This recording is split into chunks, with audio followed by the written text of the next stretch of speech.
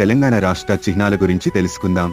ఎంతో మంది త్యాగధనుల ఆకాంక్షల ప్రతిరూపం, దాదాపు 6 దశాబ్దాలు మన భాషా సంస్కృతి అస్తిత్వం కోసం జరిపిన పోరాటంలో చివరికి విజయం సాధించింది. జూన్ 2, 2014 రోజున భారతదేశంలో 29వ రాష్ట్రంగా అవతరించింది. తెలంగాణ రాష్ట్రానికి తొలి ముఖ్యమంత్రిగా పదవిని చేపట్టిన శ్రీ కల్వకుంట్ల చంద్రశేఖరరావు గారి ఆధ్వర్యంలో మన రాష్ట్ర చిహ్నాలను ఎంపిక చేశారు. తెలంగాణ చరిత్ర, సంస్కృతి, సంప్రదాయాలు ప్రతిబింబించే విధంగా తెలంగాణ రాష్ట్రానికి అధికారిక చిహ్నాలను ఎంచుకున్నారు. తెలంగాణ రాష్ట్ర జంతువుగా జింక. తెలంగాణ ప్రజల భోళతనానికి, ప్రేమకు గుర్తుగా జింకను తీసుకుని రాష్ట్ర జంతువుగా ఎంపిక చేశారు. అంతేకాకుండా పర్యావరణాన్ని దృష్టిలో పెట్టుకుని జింకను రాష్ట్ర జంతువుగా ఎంపిక చేశారు.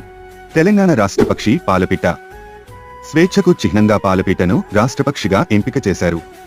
పాలపిట్ట తెలంగాణ సంస్కృతిలో భాగం. దసరా పండుగ రోజు ఆకాశంలో స్వేచ్ఛగా తిరిగే పాలపిట్టను దర్శనం చేసుకుంటే పాపాలు తొలగిపోతాయని నమ్మకం.